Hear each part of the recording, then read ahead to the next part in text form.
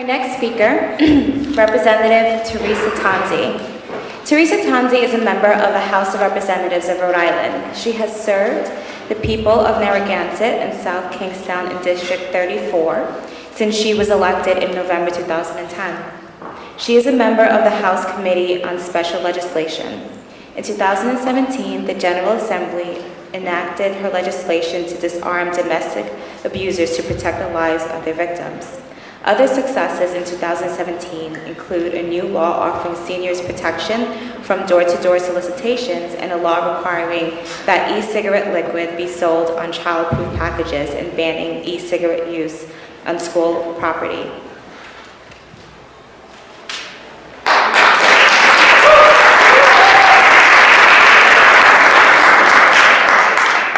Good afternoon, everyone.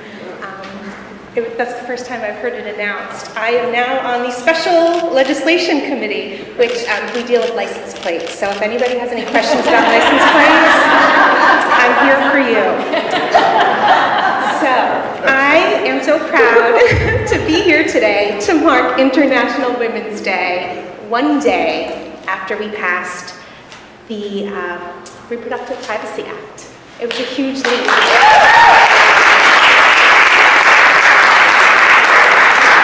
This legislation is widely supported by the public of Rhode Island, but this issue is one that's been very hard to pass or even move in this building for decades.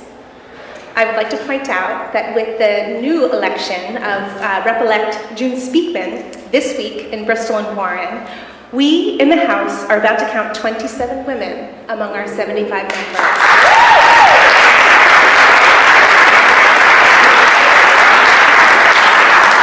And with 16 in the 38-member Senate, both chambers are at a record high of female representation, and that is something we should all be proud of.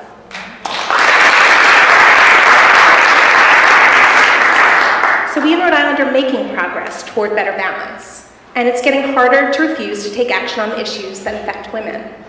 We are running more, winning more, and demanding action more, and we must keep the momentum going. With that momentum growing, we really can finally make the progress we need to address the many inequities, injustices, barriers that are so deeply ingrained in our systems, our laws, our workplaces, and the broader social order. These roadblocks affect women, people of color, immigrants, the disabled, the LGBTQ community, the poor, and other populations that have had historically less than their share of power. Now multiply that if you're in more than one of these categories. As a whole, it's an overwhelming task, but major change never happens all at once. Big changes are almost always a long series of incremental changes. Sometimes they gain momentum and eventually result in a seismic shift, the way many states passed marriage equality, until finally federal action ushered it in for the rest.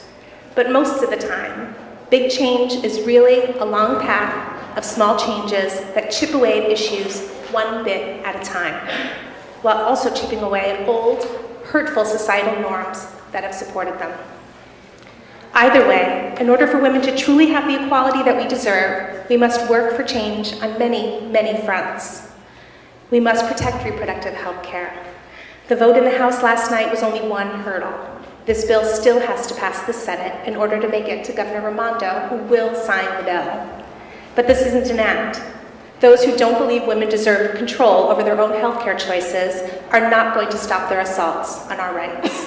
In fact, the threats at the federal level are the reason we needed this in Rhode Island at all. They will try again and again to roll back our rights, and we must stand firm to protect them. We deserve workplaces and lives that are free from sexual harassment and objectification. This starts with appropriate laws that discourage abuse and punish offenders, and with workplace policies and proper training for employees and supervisors. Of course, the best way to truly end sexual harassment is cultural change. It has to become socially unacceptable, everywhere and anywhere, for people to treat women disrespectfully. That means everyone, not just those who experience it, but those who also witness it. We all need to be able and willing to call it out, call out the bad behavior when we see it. It's often too hard for the victim, the one who's experiencing the further disempowerment, to speak up. But bystanders to the harassment or objectification must call it out. It's not enough for men to not engage in this behavior themselves. They must be willing to be upstanders and tell those who do that it's not tolerated, that it's not cool, whatever it takes, because our silence is acceptance, and we can no longer accept this in our lives. We deserve to be paid equally to our male peers for the same work, and not to be treated unfairly for the rest of our lives if we need to leave the workforce for a time to raise children or take care of family members. My colleague, Representative Susan Donovan, has introduced the Equal Pay Act once again this year, and we will fight again for it, because there has to be real means to ensure that women are paid what men are paid for comparable work. Moreover, we need to have affordable childcare and wages that truly support families, so that the choice of whether to leave the workforce to raise children is between two options that are good for the family, not two options that will result in financial hardship. That means all people, men and women, and people of every race and background must be able to earn a wage that supports them and their families, and have the supports they need. We need access to paid family leave and paid maternity leave. We need public schools that truly reach students and prepare them. We need social service programs that are funded well enough to provide help to people who are struggling. We need good quality, affordable health care. I had my mammogram today near LaSalle. It's one hell of a way to celebrate International Women's Day, but it's an important step. There is indeed much to do, and indeed it is overwhelming. But every long journey is a series of individual steps. Yesterday, we took one of those steps in passing the Reproductive Health Care Act. In November, we elected more women than ever to the General Assembly. We are gaining strength and cultivating new voices and diverse leaders. This makes our community stronger and our government stronger. We have momentum and justice on our side, and we are determined.